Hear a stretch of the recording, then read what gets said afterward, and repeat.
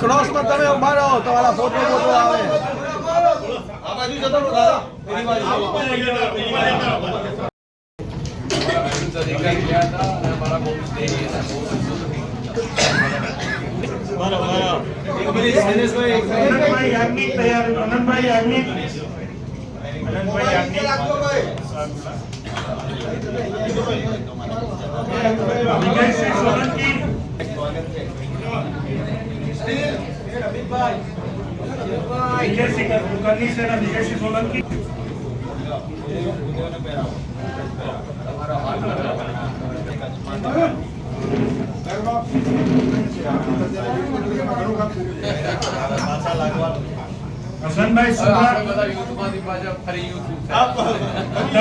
પેલી બાજુ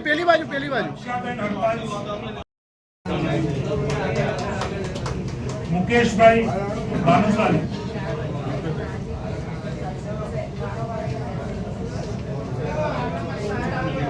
બાબુભાઈ પ્રજાપતિ,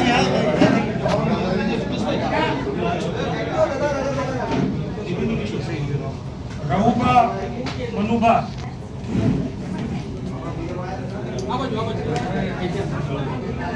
રસુલભાઈ ગોરિયા, ઝાકીર હુસેનભાઈ મોહમ્મદભાઈ, કુરેશી મોહમ્મદભાઈ, જુનેદભાઈ આરબભાઈ.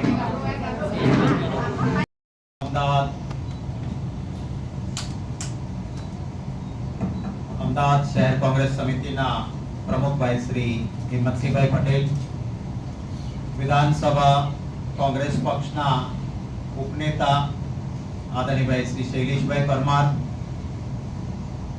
हमारा वरिष्ठ आगेवान भाई श्री विमलभाई शाह, हाथ से हाथ जोड़ोना कांग्रेस पक्षना राज्यना कन्वीनर भाई श्री इंद्रनीलभाई, भाई पार्थिवराजभाई, आज कांग्रेस पक्ष में भारतीय जनता पार्टी, आम आदमी पार्टी અને અનેક વિવિધ પાર્ટીઓમાંથી જે આગેવાનો અને નેતાઓ જોડાઈ રહ્યા છે એવા તમામ સજ્જનો સન્નારીઓ, પ્રેસ અને મીડિયાના સાથીઓ, અરે વાતની શરૂઆત કરું એ પહેલા પ્રેસ અને મીડિયાના મિત્રોનું હૃદયપૂર્વક સ્વાગત કરું.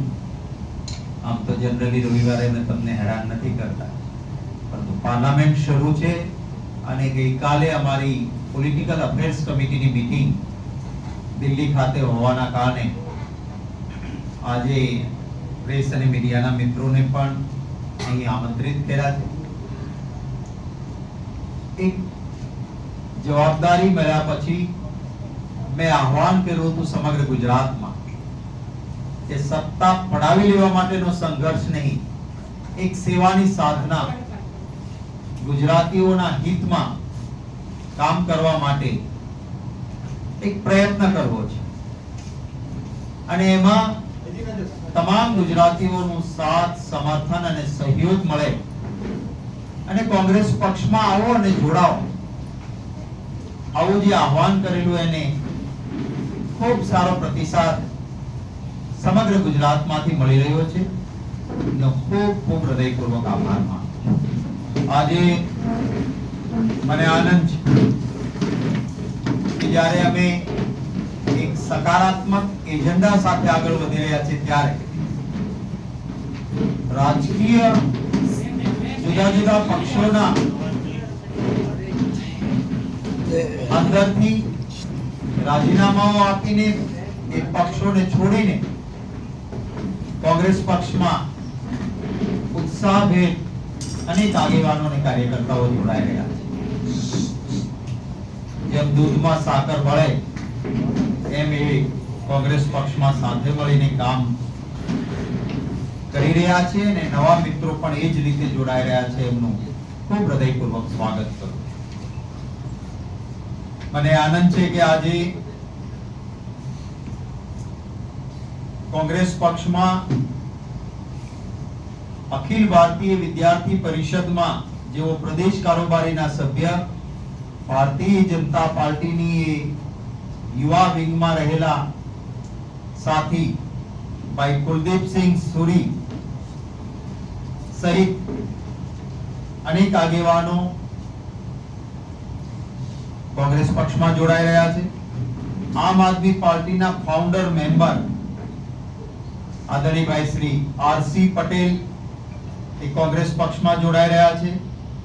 સમાજવાદી પાર્ટી, એનસીપી અને અન્ય પક્ષોમાંથી જે લોકો આજે કોંગ્રેસ પક્ષમાં આગેવાનો જોડાઈ રહ્યા છે, ભાઈ શ્રી આનંદભાઈ યાજ્ઞિક ગાંધીનગર જિલ્લામાંથી, વિજયસિંહ સોલંકી ગાંધીનગર, કરણી સેનાના પૂર્વ પ્રમુખ અને આગેવાન કોંગ્રેસ પક્ષમાં જોડાઈ રહ્યા છે.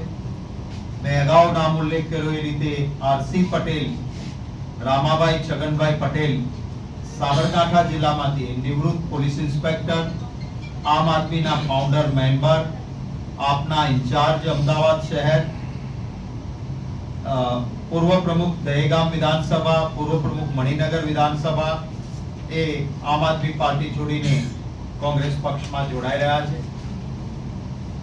ભાઈ શૈલેષભાઈ ભવાની શંકર જોશી કચ્છમાં ખૂબ સારા એક સામાજિક સેવક તરીકે જેમની પ્રતિષ્ઠા છે.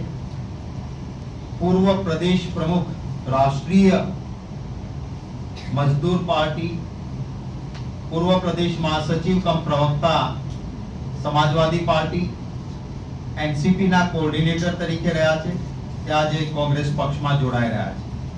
ભાઈ શ્રી હસનભાઈ સુમરા કચ્છમાંથી, જેઓ પણ એનસીપી ના પૂર્વ જિલ્લા પ્રમુખ, એનડીપીએફ ના પ્રદેશ પ્રમુખ રહી ચૂક્યા છે અને આજે કોંગ્રેસ પક્ષમાં જોડાઈ રહ્યા છે.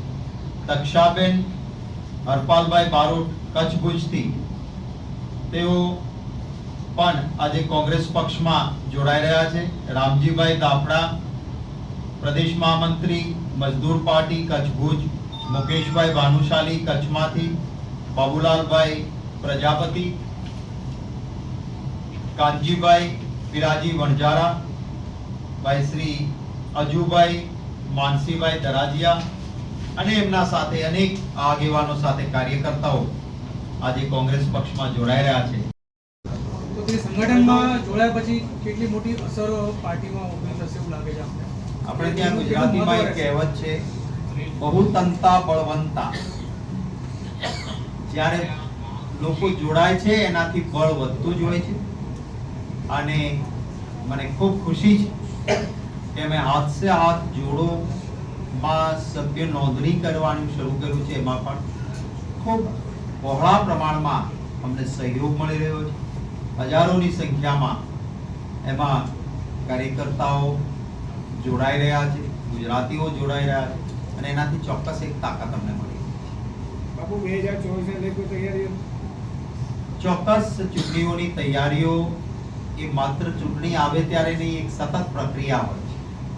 લોકોના પ્રશ્નો માટે અત્યારે જવાબદાર રચનાત્મક વિરોધ પક્ષ તરીકે અમે કામ કરીએ છીએ. સાથોસાથ સંગઠનમાં જ્યાં જ્યાં જરૂરી છે ત્યાં, કારણ કે આપણે કહેવાય છે કે change is the only permanent phenomena. બદલાવ એક જ કાયમી વસ્તુ હોય છે અને ક્યારેક બદલાવ જરૂરી પણ હોય છે. હું આભાર માનીશ કેટલા સિનિયર નેતાઓએ, જે મારી બાજુમાં હિંમતસિંહભાઈ બેઠા છે, તો એમને અમદાવાદ શહેરની જવાબદારી સોંપી તો એમને સંભાળી છે. રાજકોટ જિલ્લામાં ભાઈ લલિતભાઈ વસોયા માજી ધારાસભ્ય હોય, અમરેલીમાં ભાઈ પ્રતાપભાઈ દુધાત માજી ધારાસભ્યશ્રીઓ હોય, ક્યાંય સિનિયર આગેવાનોને પણ કહ્યું છે તો એમણે હું પ્રદેશમાં જ આગેવાન રહીશ કે હું વર્કિંગ પ્રેસિડેન્ટ હોઉં એમ નહીં, જિલ્લા કક્ષાએ પણ હું કામ કરવા તૈયાર છું એમ માનીને નેતાઓએ જે કામ સંભાળ્યું છે એનો જરૂર આવતા દિવસોમાં ફાયદો મળશે. અમે બધી જ સીટો પર સંગઠન મજબૂત બને અને કોંગ્રેસ મજબૂતીથી લડશું બધી જ સીટો પર, એનો પ્રયત્ન કરીએ છીએ. અમારા પ્રભારી શ્રી મુકુલ વાસનિકજી સાથે પણ ગઈકાલે અમારી પોલિટિકલ અફેર્સ કમિટીની મીટિંગ પૂરી થયા પછી પાર્લામેન્ટની સીટ વાઇઝ અમારા એઆઈસીસી ના સેક્રેટરીઓ, અમારા કોંગ્રેસ વિધાનસભા પક્ષના નેતા ભાઈ અમિતભાઈ ચાવડા અને અમે બેસીને ચર્ચાઓ કરી છે. કેટલીક વસ્તુઓ છે એ અમારી સ્ટ્રેટેજી હોય છે, એ અમારી રણનીતિ છે અને અત્યારે એ કેમેરાની આંખ માટે હોતી નથી, એટલે એમાં વિશેષ કંઈ મારે કહેવાનું રહેતું નથી. Thank you.